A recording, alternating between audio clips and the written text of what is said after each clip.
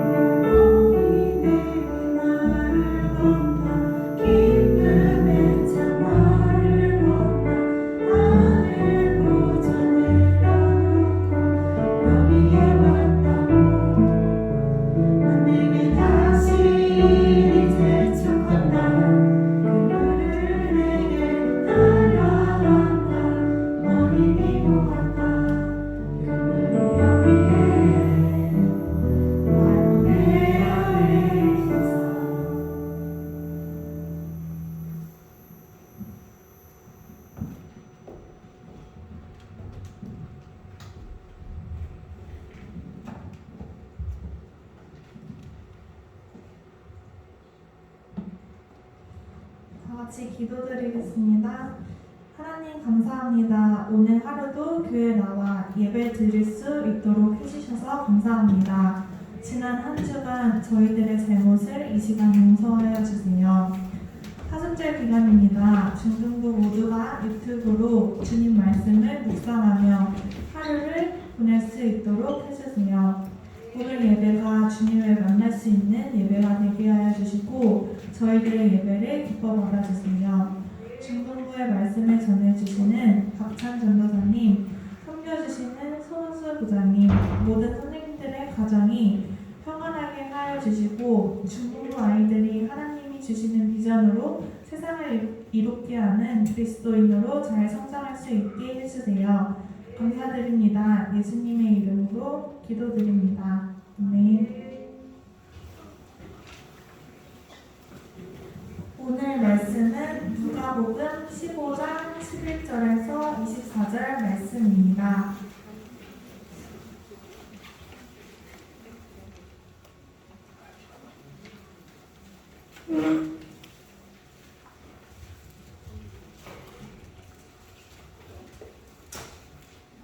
제가 대표로 봉독하겠습니다. 또 이르시되 어떤 사람에게 두 아들이 있는데 그 둘째가 아버지에게 말하되 아버지여 재산 중에서 내게 돌아올 분깃을 내게 주소서 하는지라. 아버지가 그 살림을 각각 나눠 주었더니 그 후 며칠이 안 되어 둘째 아들이 재물을 다 모아 가지고 먼 나라에 거기서 허랑방탕하여 그 재산을 낭비하더니 다 없앤 후 그 나라에 크게 흉년이 들어 그가 비로소 궁핍한지라.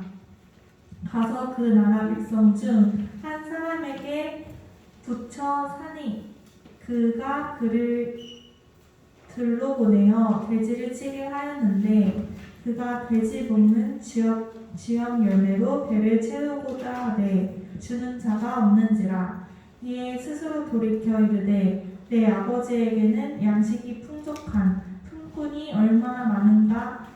나는 여기서 줄여 죽는구나. 내가 일어나 아버지께 가서 이르기를 아버지 내가 하늘과 아버지께 죄를 지었사오니 지금부터는 아버지의 아들이라 일컬음을 감당하지 못하겠나이다. 나를 품꾼의 하나로 보소서 하리라 하고 이에 일어나서 아버지께로 돌아가니라. 아직도 거리가 먼데 아버지가 그를 보고 측은히 여겨 달려가 목을 안고 입을 맞추니 아들이 이르되 아버지 내가 하늘과 아버지께 죄를 지었사오니 지금부터는 아버지의 아들이라 일컬음을 감당하지 못하겠나이다 하나. 아버지는 종들에게 이르되 제일 좋은 옷을 내어다가 입히고 손에 가락지를 끼우고 발에 신을 신기라. 그리고 살찐 송아지를 끌어다가 잡으라. 우리가 먹고 즐기자. 이 내 아들은 죽었다가 다시 살아났으며 내가 잃었다가 다시 얻었노라 하니 그들이 즐거워하더라. 아멘. 전도사님 나와주셔서 말씀 전해주시겠습니다.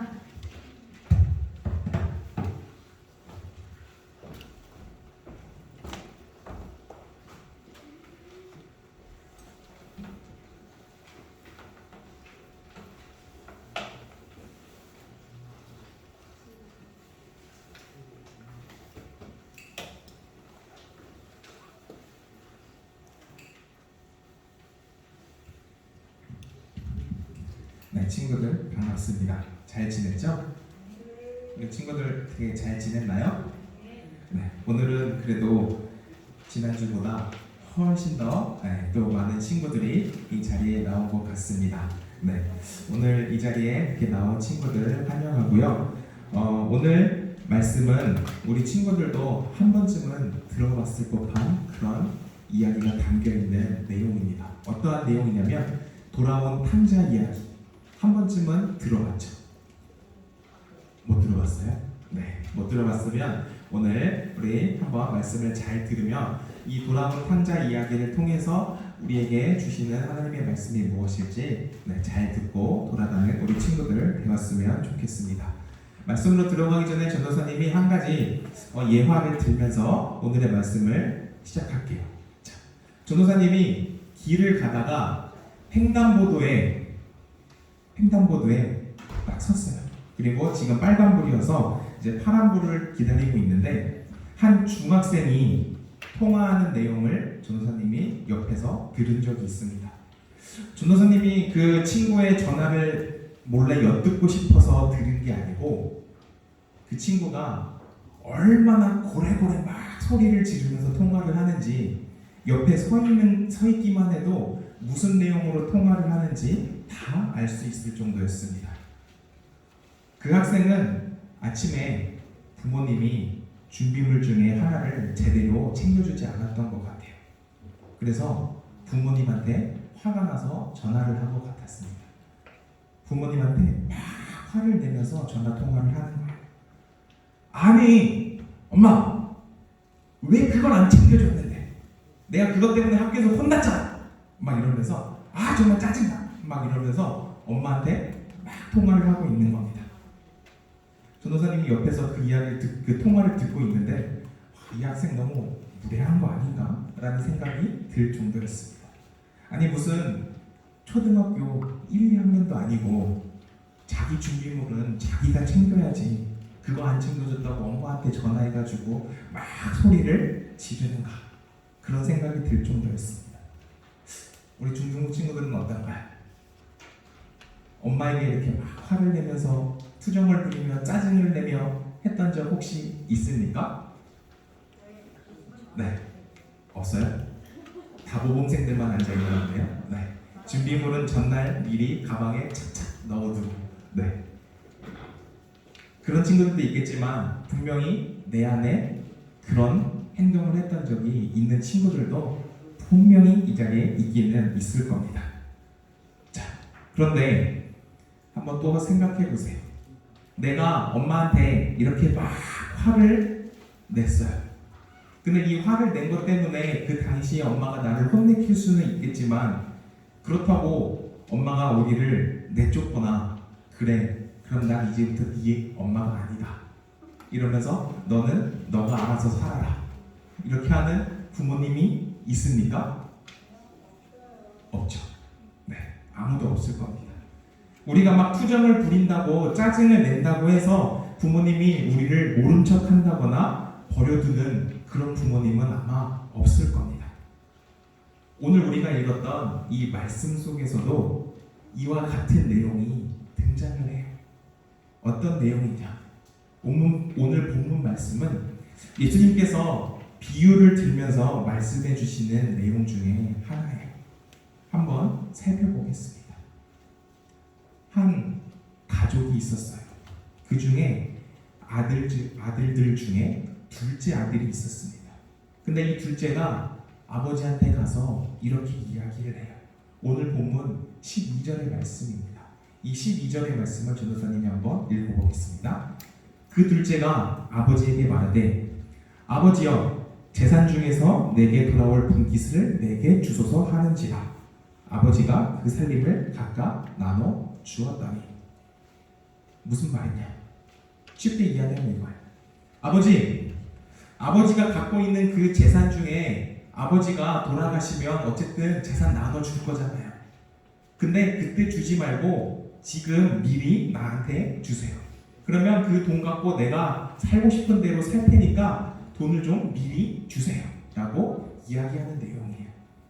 그래서 이 아들은 아버지에게 재산을 나눠받고 그리고 먼 나라에 가서 삽니다. 그런데 이 아들이 과연 잘 살았을까요? 잘 살았을까? 오늘 말씀에는 그렇지 않다라고 기록하고 있습니다. 어떻게 살았냐면 아주 방탕한 삶을 살았다라고 기록하고 있어요. 그리고 심지어 그 돈을 다 써버리고 재산도 모두 다 낭비했다라고 기록하고 있습니다. 그리고 돈이 하나도 없어서 또 어떻게 했냐면 돼지 치는 농장에 들어가서 그 돼지 치는 일을 하면서 겨우겨우 하루하루 버티는 그런 신세로 살았다라고 이야기해요. 그리고 너무 배가 고파서 밥을 먹고 싶은데 먹을 게 없어서 심지어 그 돼지가 먹는 그 음식을 먹으면서 그렇게 살았다라고 이야기하고 있습니다. 아주 비참한 삶을 살았던 거죠. 집을 나갈 때는 당당히 걸어 나갔어요. 잘 살 것처럼 나갔습니다. 그런데 막상 나가보니 제대로 된 삶을 살았습니까? 아니죠.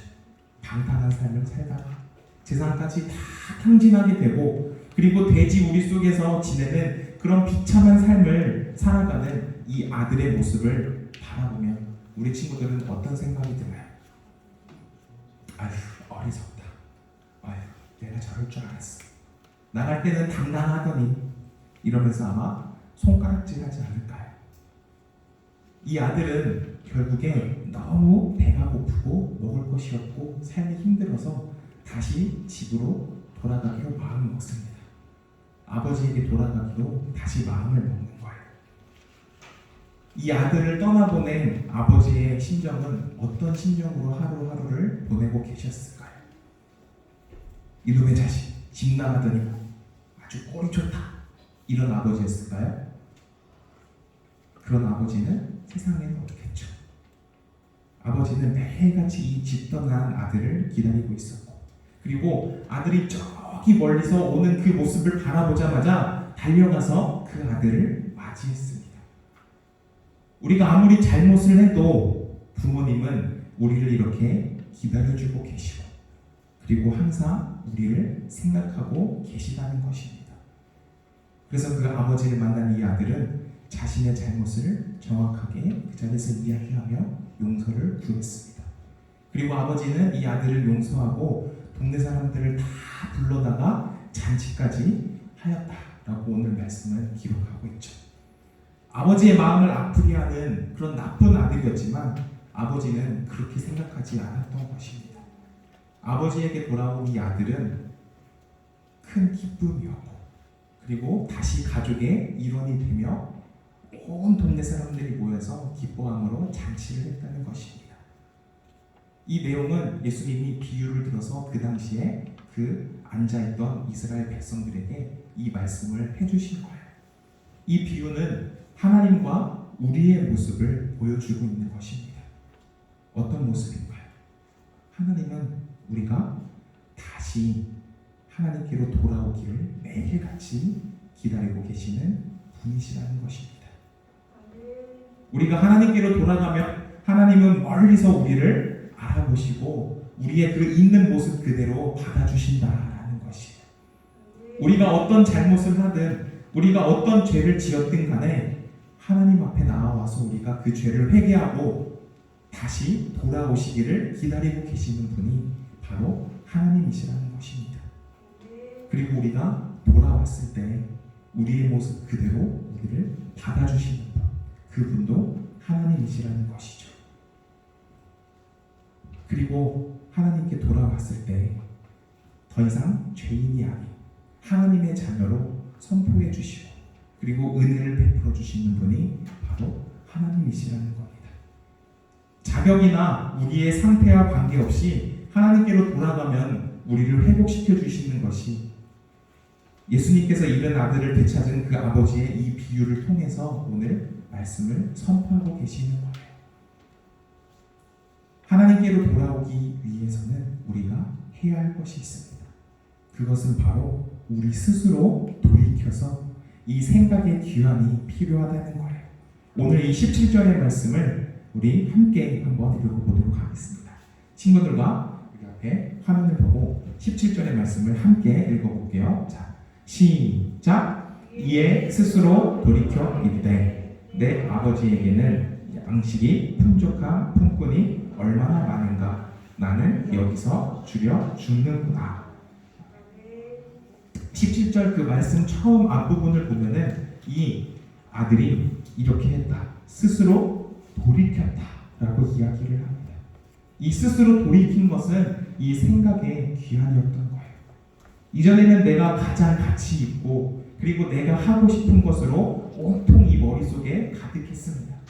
그렇기 때문에 내가 이 집을 나가도 자기 마음대로 잘 살 수 있을 것이다 라는 생각이 가득했던 것입니다. 그러나 이 재산을 다 탕진한 후에는 가진 것도 없고 먹을 것도 없는 그런 삶의 연속이었던 거죠. 그러자 아들은 아버지에게로 돌아가자라는 그 생각으로 그의 마음을 바꾸었던 것입니다. 그리고 그 생각을 돌이키는 데 그치지 않고 아버지께로 돌아가는 그 행동을 했습니다.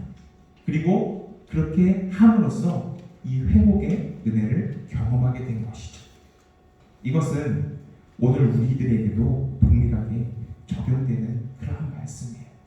어떻게 적용이 되는가? 우리에게도 지금 우리 마음속엔 하나님께로 돌아가는 것보다 우리가 지금 아직도 더 중요하다고 생각하는 것들이 아직 우리 마음속에 가득합니다. 하나님보다 더 좋아하는 것들이, 세상적인 것들이 아직 우리 마음속에 너무나도 가득해요. 그러나 이제는 우리는 그 생각을 바꿔야 할 필요가 있는 것이죠. 하나님을 향한 그 간절한 마음으로 우리 스스로 돌이켜서 생각의 귀환이 필요하다는 것입니다. 그래서 이 스스로 돌이킨다는 것이 정말 우리 삶의 목적이 되고 목표가 되어야 하는 것이며 우리 삶에서 가장 기본의 본질인 이 하나님의 말씀으로 돌아가야 한다라는 것입니다. 하나님과 함께하기 위해서 돌아가고자 하는 이 생각의 기현, 이 생각의 전환이 하나님께 돌아가는 것의 그 첫 발걸음, 시작이라는 것을 우리 친구들은 기억해야 한다는 것이에요. 우리가 2주간에 걸쳐서 배웠던 그 두 맹인과 혈루증을 앓던 이 여인은 예수님께서 자신의 병을 고쳐주실 것이라는 그 생각의 전환을 통해서 몸소 실천했을 때 이들은 정말 세상에서 고침을 받지 못했던 그 자신의 질병을 고침받게 되는 그러한 역사가 일어나는 것입니다. 우리가 하나님께 돌아갈 때 하나님께서는 우리로 하여금 우리를 다시 받아주시는 그런 은혜를 경험하는 우리 중등부 친구들 되었으면 좋겠어요. 긴 시간 동안 우리는 코로나로 인하여서 이 예배의 자리에 마음대로 나아오지 못했습니다. 이 예배의 자리에 나아오는 것이 굉장히 힘든 일이었어요. 그리고 이 예배의 자리에 잘 나아오지 못하다 보니 집에 있는 것이 익숙해지고 집에서 온라인으로 예배 드리는 것이 나도 모르게 익숙해졌습니다.